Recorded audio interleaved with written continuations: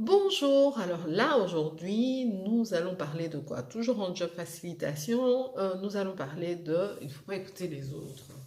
Il ne faut pas écouter les autres. Il ne faut pas en fait se laisser influencer par les autres, il ne faut pas les écouter.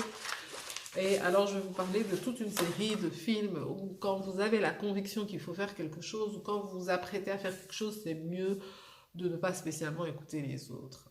Alors, à la recherche du bonheur, Will Smith se retrouve, il veut se réorienter pour avoir des meilleures opportunités d'emploi. Et donc il veut passer de avoir son propre emploi à devenir l'employé dans une structure. Et sa femme n'y croit pas. Et ça crée la séparation. Okay. Donc, vous voyez un exemple où il ne faut pas spécialement écouter les gens. Si vous avez la conviction que votre orientation carrière est vers un domaine, faites-le. Ce ne sera pas facile, mais faites-le. Vous avez un autre film de Will Smith dont je ne connais pas trop le nom, mais c'est un médecin nigérian qui est aux États-Unis et qui en fait finit par découvrir ce qui tue des sportifs. Et il est très combattu par la presse, par le monde du sport. Il est combattu par, je crois, le FBI et le CIA et la CIA, mais finalement, en fait, il reçoit tous les honneurs et le FBI et la CIA veulent même me recruter parce qu'en fait, il finit par prouver que oui, effectivement, tous ces morts successifs, c'est par rapport à une maladie qui se développe par rapport au sport qui est le football américain. Et là encore, si il avait écouté et s'il avait laissé subir la pression qu'il avait, ben, il ne serait pas reconnu comme la personne qui est un expert dans ce domaine. Vous avez le fondateur de McDonald's. Si vous avez vu le film, tout ça sont des films. Hein. Alors c'est bien de regarder des films qui vous donnent un peu la force et qui vous donnent les réflexes, le mindset et tout ça.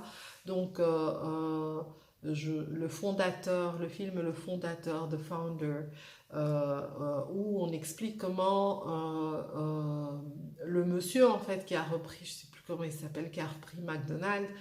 En fait, c'est pas lui qui a créé McDonald's, c'est pas lui qui a créé le concept, mais étant donné que bon, voilà, c'était un démarcheur qui vendait des machines à milkshake, et puis il a découvert ces gens qui avaient cette technique pour faire des hamburgers rapidement. Et donc voilà, mais on voit qu'il était découragé, il parvenait plus à atteindre ses ventes quand il vendait les milkshakes, on voit qu'il a vendu de tout et qu'il se motivait, il mettait des disques et il se motivait. The Founder, c'est vraiment un film qu'il faut regarder. Euh, et donc ça vous permet de voir que c'est pas facile, mais quand vous développez une expertise dans un domaine, même si vous avez des échecs, à un moment ça va vous servir, et puis vous devenez un expert, vous avez du flair. Et donc là, il rencontre ces gens qui ont inventé le concept de McDonald's. Il s'appelle McDonald's, sont deux frères et tout, mais lui parvient à développer le business de telle manière à ce qu'en fait, il arrache le concept au fondateur de McDonald's et il le fait devenir quelque chose de grand que les frères McDonald's n'avaient pas pensé. Et eux se sont opposés à ça. Pourtant, c'était le projet d'un des deux et l'autre voulait aider son frère. Mais ils étaient tellement stricts, tellement fermés, ils n'ont pas voulu écouter l'expertise du founder et le founder, il a trouvé que c'était une perte sèche, que ça valait pas la peine et donc il a tout fait pour vraiment développer son rêve et son idée.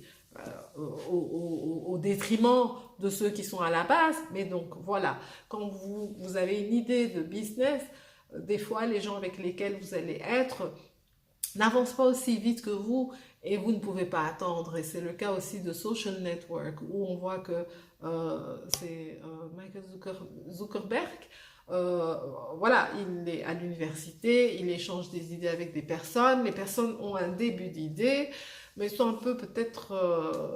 Lui, il va vite. Il a l'idée, il a l'idée, puis il va vite. Vous devez vous assurer, si vous avez une idée, que vous allez aller vite ou vous êtes capable peut-être de la vendre à quelqu'un d'autre. Mais si vous n'êtes pas passionné, vous n'êtes pas dans le domaine et vous n'allez pas vite, ben vous pouvez vous retrouver avec d'autres personnes qui vous prennent l'idée ou bien qui ont quelque chose de similaire et qui développent quelque chose de mieux. Donc persévérer, persévérer. Alors on voit dans le film de Social Network, à plusieurs reprises, il y a des gens qui ne savent pas suivre Michael Zuckerberg parce que en fait sa tête va, sa tête continue. Une autre personne, c'est Steve Jobs, le film biographique un des films biographiques de Steve Jobs qu'il faut regarder. Je crois que ça s'appelle Steve Jobs. Eh bien, ce film-là, à un certain moment, en fait, Steve Jobs n'a pas la technicité pour créer, mais il a le créatif et il voit où ça peut aller, il voit les choses de l'avenir, il est avant-gardiste, il met la pression sur les gens pour que les gens sortent de leur carcan, mais à un moment dans sa propre entreprise, on lui fait des problèmes, on le fait sortir de son entreprise. Alors, et pendant les années où on le fait sortir de son entreprise périclite, tombe. Après, on le rappelle, on lui dit, écoute, reviens dans la société, on t'a mis dehors, mais on a besoin de toi ou sinon la société va mourir. Donc, n'écoutez pas les gens, continuez à faire ce que vous devez faire. Si Steve Jobs, après ça, s'était dit, ben, on m'a volé ma société, ah ben, tant pis, et qu'il n'était pas resté toujours compétent, toujours à travailler dans ce qu'il fait, toujours à garder son tempérament, même si on lui a enlevé son produit, son service, c'est lui qui a créé cette société. Mais il a persévéré et donc il est resté toujours celui le plus expert, toujours celui qui pouvait faire fonctionner l'histoire. Donc, n'écoutez pas les gens. Même si les gens vous disent, ouais, on vous a pris votre business, ouais, on vous a pris votre idée, ah, tu vois, l'autre, il a réussi. Ne faites pas attention parce que l'autre prend peut-être l'idée, l'autre prend peut-être le business, l'autre est peut-être dans le même domaine, mais il n'est peut-être pas aussi compétent que vous. Qu'est-ce que j'ai encore comme autre? Jerry Maguire. Jerry Maguire, c'est un très chouette film. C'est un agent de sportif et c'est comment il s'appelle encore? Mais bon, un acteur très connu. Et je suis en train de chercher Tom Cruise. Et donc lui, il est agent d'artistes, de sportifs et tout. Et donc il écrit un livre, un essai sur comment il faudrait encadrer les gens pour lesquels on va négocier des contrats. Et il est dans une grosse boîte où on gère plusieurs personnes à la fois, enfin bon, voilà, et on n'a pas toujours le résultat. Il se fait virer. Et il y a une personne quand même qui le suit parce qu'il lui dit je vais faire ma société et tout et tout. Et il se fait virer. Bon, c'est pas une très bonne manière de se faire virer puis de quitter, hein. Mais bon, lui il a fait et puis il est parti et il a dû maintenant prouver que sa méthode était bien. C'est comme si il avait écrit une idée. Et cette idée s'est matérialisée. Donc faites attention à vos décisions, à ce que vous écrivez, à vos idées business et tout ça, parce que ça se matérialise. Et donc c'est comme si la vie l'a mis dans une situation où, ben voilà, tu as dit que c'était mieux d'avoir une seule personne dont tu dois t'occuper, ben voilà, on te vire. Comme ça, tu vas faire ce que tu as écrit. Et donc il fallait qu'il soit dans la passion. Et on voit là que en fait lui-même s'auto-boycottait par rapport à des choses qu'il avait dites, qu'il avait écrites, par rapport à la passion, par rapport à sa façon de penser. Lui-même s'auto-boycottait. Mais la seule personne qui a accepté que lui soit l'agent, ok, c'était une personne qui justement le poussait et lui disait mais tu veux faire un service pour moi, mais moi je veux ceci, mais moi je veux cela. Donc il ne faut pas écouter les gens, mais des fois il y a des cas où c'est bien d'être en compagnie de certaines personnes qui vous poussent hors de votre zone de confort pour que vous puissiez accomplir ce que vous devez accomplir. Et donc à un certain moment aussi, il ne faut pas écouter l'autre personne. Tom Cruise fait comprendre à cette personne que, écoute, des fois tu as des attitudes, tu as des comportements, tu as ceci, tu as cela. Donc vous avez aussi, excusez-moi, je lis, ma fille m'a dit, ouais mais bon, peut-être ça ne fait pas toujours très professionnel si on voit que tu lis, c'est mieux peut-être de dire naturellement que tu lis. Mais voilà, alors, il y a un film que j'aime beaucoup, que j'ai aimé, c'est un vieux film, ça s'appelle Working Girl, c'est avec Melanie Griffith et comment elle s'appelle, je connais pas toujours les noms des acteurs et tout ça, mais là, bon, voilà. Et en fait, c'est l'histoire aux États-Unis d'une fille qui est secrétaire. Elle fait partie d'un milieu où tout le monde est secrétaire et normalement, elle peut jamais devenir manager, mais elle décide de suivre des cours du soir. Son style n'est pas du tout celui des VIP. Le genre de magazines, de journaux qu'elle lit, c'est pas du tout VIP, où on sent vraiment la classification sociale. Elle n'appartient pas au même milieu social que les managers. Mais elle commence à évoluer, et donc elle est en couple aussi, elle commence à évoluer, et il y a des choses qui sont sentir la différence. Alors avec sa meilleure copine, on sent vraiment que sa meilleure copine, elle est dans le milieu des secrétaires de cette communauté-là, de cet environnement-là, et elle accepte sa copine qui est différente, qui veut être manager quelque part. Sa copine représente toutes ces personnes qui voudraient changer de classe sociale. Et cette dame a une patronne qui en fait est une voleuse d'idées. Mais elle va finir à la fin du film par réussir. Et donc cette voleuse d'idées va essayer de lui faire comprendre que non, ton idée, j'analyse, je ceci, je cela. Mais l'idée va se terminer. Elle va se rendre compte qu'en fait sa patronne voulait lui voler l'idée. C'est un film à aller voir, Working Girl. Il y a Coach Carter. Coach Carter, c'est un coach à qui on demande d'encadrer des jeunes. Je crois que c'est pour le basket, si je me rappelle bien. Et donc, il a une méthode assez stricte. Et à un certain moment, parce que la méthode demande que, bon, il faut faire du sport, mais il faut réussir aussi dans ses études. Et il donne des obligations de faire ceci, cela pour avoir des résultats dans les études. Et quand son équipe n'atteint pas les objectifs des études, eh bien, il fait ce qu'il a à faire pour que ce soit respecté. Et là, c'est toute l'école, les parents qui sont pas contents parce que, en fait, ça a des conséquences sur la réussite de l'équipe de sport de l'école, l'impact, la réputation, et on lui met la pression,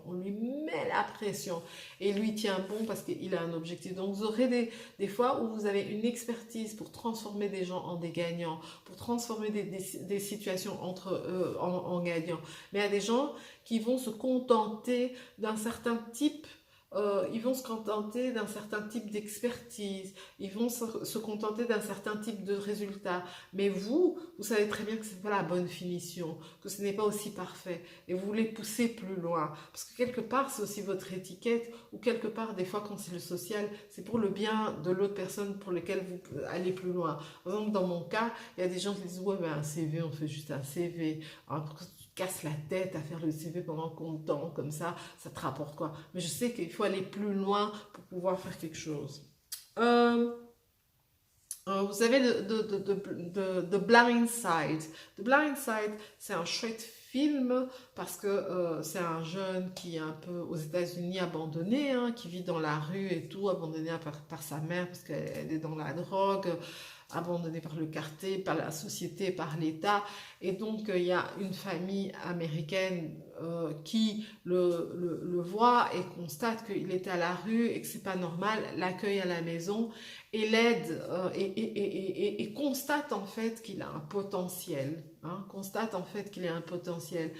Et là, quelque part, vous êtes dans une situation où la personne ne croit pas en elle, a peut-être laissé sa maman, les gens du quartier, les circonstances de la vie, faire croire à cet enfant qu'il n'avait pas un potentiel.